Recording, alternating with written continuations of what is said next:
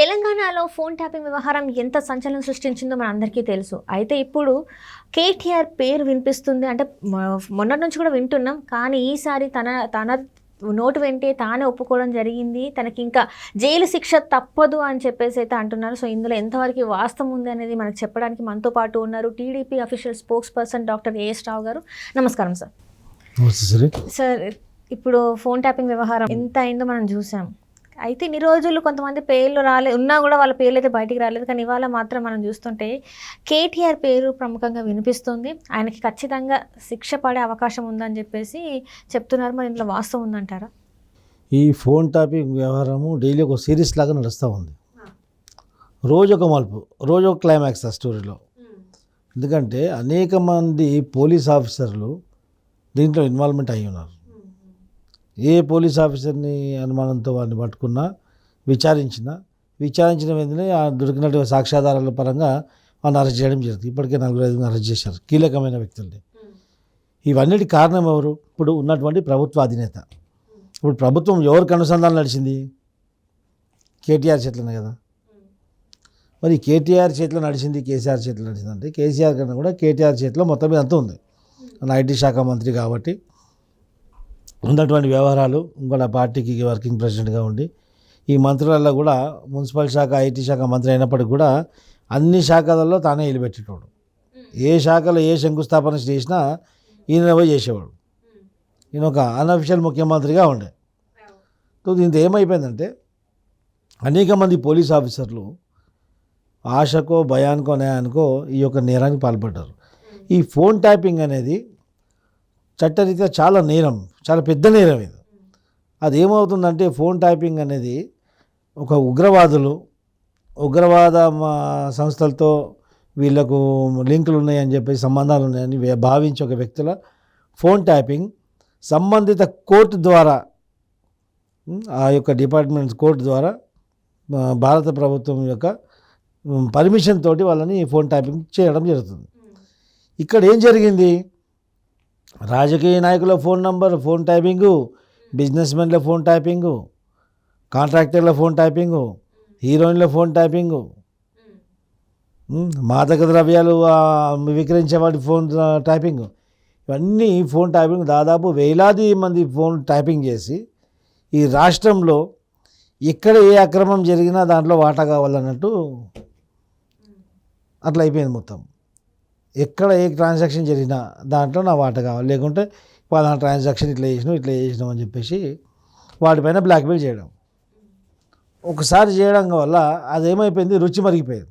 ఒక అడవి జంతువుకు మనుషుల రక్తం రుచి తెలిసిన తర్వాత ఇక రోజు ఒక మనుషులని వేటాడి పీడిస్తూ రక్తం తాగుతూనే ఉంటాడు అనమాట. అలా తెలంగాణ ప్రజల యొక్క రక్తాన్ని దాగిన వీళ్ళు దశాబ్ద కాలంగా. సో ఈరోజు ఇంకా వీక్షించే అవసరం లేదు. ఫస్ట్ ఆ కేటీఆర్ గారిని తీసుకుపోయి లోపల పడేయాలి. కోర్టు కూడా దీని మీద జోక్యం చేసుకోవాలా. సుమోటోగా కేసు దర్యాప్తు చేసి ఇమ్మీడియట్లీ కేసు ఫైల్ చేసి కేటీఆర్ లోపటేయాలి. కేటీఆర్ లోపటేసి కేటీఆర్ని లై డిటెక్షన్ టెస్ట్ చేయాలి. లై డిటెక్షన్ టెస్ట్ చేస్తే ఈ కేటీఆర్ ఇదే కాకుండా ఇంకే ఏమేమి అరాచకాలు ఈ ప్రభుత్వంలో ఉండి, ప్రభుత్వాధినేతగా ఉండి ఇంకా ఎన్ని కుంభకోణాలు చేశాడు, ఇంకా ఎన్ని రంగాలలో ఈయన అక్రమాలు చేశాడు అనేది బయటకు వస్తుంది. అంటే సార్, ఇప్పుడు చూస్తున్నట్టయితే మొన్నటి వరకు ఏమనుకున్నారు, రాజకీయ నాయకుల ఫోన్లు మాత్రమే ట్యాప్ చేసిండ్రు అనుకున్నారు. ఇంకొకటి ఏంటంటే రియల్ ఎస్టేట్ రంగంలో ఉన్న వాళ్ళ ఫోన్లు, వాళ్ళ వైఫ్ల ఫోన్లు అని చెప్పేసి మాట్లాడుకున్నారు. కానీ ఇప్పుడు అనూహ్యంగా చూస్తే హీరోయిన్ల ఫోన్లు ఎంతమంది అంటే ఇప్పుడు పేర్లు కూడా వాళ్ళు చెప్పడం జరుగుతుంది. మరి వీళ్ళే ఏమో అని చెప్పేసి కూడా వస్తుంది. కేటీఆర్ గారి పేరు అయితే చాలా వినిపిస్తుంది. ఎట్లా అంటే ఇక హీరోయిన్లతో వాళ్ళ పర్సనల్ విషయాలలో ఇంటర్ఫియర్ అయినని కూడా వస్తుంది. ఎందుకు ఇంతగానో ఇంత అంటే తెలంగాణకి వచ్చిన తర్వాత మీరు ఫస్ట్ ముఖ్యమంత్రిగా ఉండి ఇన్ని వేసి ఈరోజు ఇంత చెడ్డ పేరుని ఏమంటారు అదైతే సంపాదించుకున్నది తప్పు అనిపించట్లేదు ఇక్కడ కూడా వాళ్ళకి? ఇప్పుడు నయ ఫకీర్కు బిక్కి జల్దీ అంట. కొత్త బిచ్చగాడు గుడి కాడ కూర్చుంటే ఏం చేస్తున్నాడు? ముందు పోయి గుడి గేట్ కాడనే కూర్చుంటాడు. గుడి గేట్ కాడనే కూర్చుంటాడు. అదేమైపోతుంది, గుడి డోర్ కాడ ఉండి ఇంకా లోపలికి వెళ్ళి గర్భగుడి దగ్గరికి చేరినప్పుడు ఏమవుతుంది, పంతులు మడిగట్టుకుని తిరుగుతుంటాడు అటు ఇటు. వీడు అడ్డం వచ్చేసరికి తంతారనమాట. ఈ తెలంగాణ ప్రజలు మడిగట్టుకున్న పంతులు లాంటి వాళ్ళు ఇప్పుడు తన్నీరు మళ్ళీ గుడిమెట్ల నుంచి కింద పడ్డారు. అదే జరిగింది ఇప్పుడు. ఈ కొత్త బిచ్చగాళ్ళు వీళ్ళు గతంలో హైదరాబాద్కి వచ్చి మళ్ళీ అమెరికాకు పోనీకి కూడా ఇప్పుడు ఉన్నటువంటి టీఆర్ఎస్ నాయకులు, అప్పుడు ఉన్నటువంటి టీఆర్ఎస్ సీనియర్ నాయకులు చందాలు చేసి వాందేరు మీద డబ్బులు అడుకొని ఫ్లైట్ టికెట్ పెట్టుకొని పోయిన బతుకు వీళ్ళది. ఒకేసారి అధికారంలోకి రాగానే కోతికి కొబ్బరి చెప్ప ఇచ్చినట్టు వీళ్ళ చేతులకు అధికారం ఇచ్చారు. ఇష్టం వచ్చినట్టు ఆ రచకాలు చేశారు. కోతులు ఏం చేస్తాయి? పొలాల మీద, పంటల మీద, ఇళ్ళ మీద పడతాయి. ఇల్లు వీకి పందిరి చేస్తాయి. ఇల్లు వీకి పందిరి చేసారు వీళ్ళు. కానీ ఇక చాలా మంది అనేది ఏంటంటే ఉద్యమం ఎప్పటి నుంచో ఉన్నా కూడా ఈయనంత గట్టిగా ఎవరు నిల్చోలేదు, అందుకే ఈ తెలంగాణ వచ్చింది ఇన్ని సంవత్సరాల తర్వాత ఈయనొక్కడే గట్టిగా మాట్లాడానని చెప్పేసి మస్తు మంది చెప్తాండ్రు. మరి అందులో వాస్తవం లేదంటారా? ఇలా మాటలు నమ్మలేందుకు? ఏ విధంగా ఇలా మాటలు నమ్మాలా? ఇలా పార్టీ పేరే బట్టబాజ్ రాష్ట్ర సమితి, వీళ్ళు మాట్లాడేదే బట్టబాజ్ మాటలు, వీళ్ళు పుట్టిదే బట్టబాజ్ పుట్టుక. వీళ్ళు మాట్లాడి ఎవరు పట్టించుకుంటారు? తెలంగాణలో ప్రతిదీ అబద్ధమే కదా.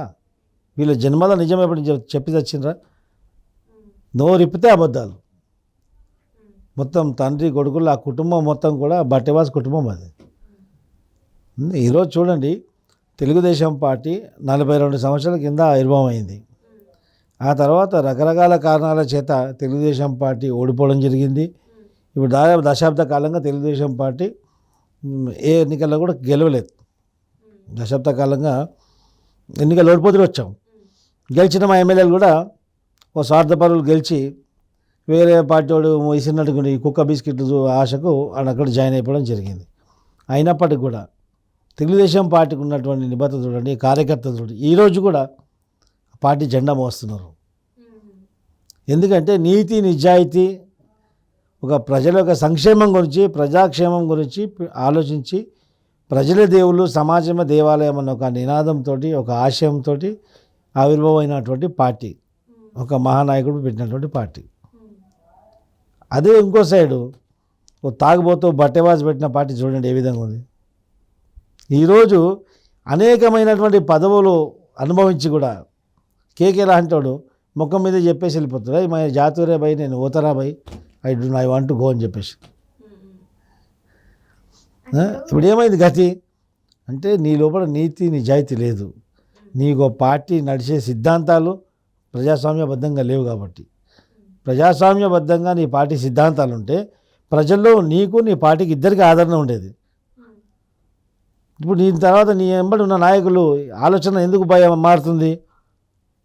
దీనికి నీతి లేదు, మానం లేదు, సమయం లేదు, వీంతో ఉంటే మొత్తం మనం కూడా పరుగు పోతుందని చెప్పేసి మాకు శేష జీవితం కూడా ఒక ఇజ్జత్తో బతకాలనుకుంటున్నాం, నీలాగా మేము పరువు తీసుకోదలుచుకోలేము అని పోతున్నారు. వాళ్ళు ముఖం మీద చెప్పిపోతున్నారు. ఇంతకంటే కేసీఆర్కి ఏం కావాలా? అంటే ఇప్పుడు తెలంగాణలో ఒక ప్రాంతీయ పార్టీ అనేది లేకుండా అయిపోయింది. ఇప్పుడు కోరుకున్నది అది కదా, వేరే వాళ్ళు వచ్చి ఇక్కడ పరిపాలన చేయొద్దు అని చెప్పేసిన వీళ్ళే ఈరోజు వాళ్ళ చేతులారా వాళ్ళ స్వయంకృత అపరాధం అనుకోవచ్చా? వేరే వాళ్ళు వచ్చి ఇక్కడ పరిపాలన చేయొద్దు, మన రాష్ట్రం మనమే పరిపాలించుకుందాం, మన భూములు మనకే, మన నీళ్ళు మనకే, మన సంపద మనకే అని చెప్పినావు కదా. ఏడరా భయ్, మన ఉద్యోగాలు మనకు లేకపోయే, మన నీళ్ళు ఆ జగన్ గారికి ఇచ్చేస్తేవి, మళ్ళీ ఇంకా ఇక్కడేముంది, మన ఉద్యోగాలు మనకు లేవాయే, ఉద్యోగాల పేరుతోటి పేపర్ లీక్ చేసి పిల్లల్ని ఆత్మహత్య చేసుకుందాకా తీసుకొస్తేవి. ఇంకేం కావాలా? మన భూములు, మన ప్రభుత్వ భూములు, మన ప్రజల భూములు చేసినావు, ఆక్షన్ పెట్టి కబ్జాలు చేయడం, ఇక్కడ ఆక్షన్ పెట్టి అమ్మేయడము, ఆ తర్వాత నీ ఇష్టం ఉన్నట్టు జల్సాలు చేయడం. ఇంకెక్కడ చెప్పు? అందుకే ప్రజలు ఈసారి నమ్మలేదంటారా? ప్రజలు నమ్మరు, ఇక నమ్మబోరు కూడా. అయిపోయింది వాళ్ళ పని. ఖచ్చితంగా వాళ్ళ కథ కంచికి చేరిపోయింది.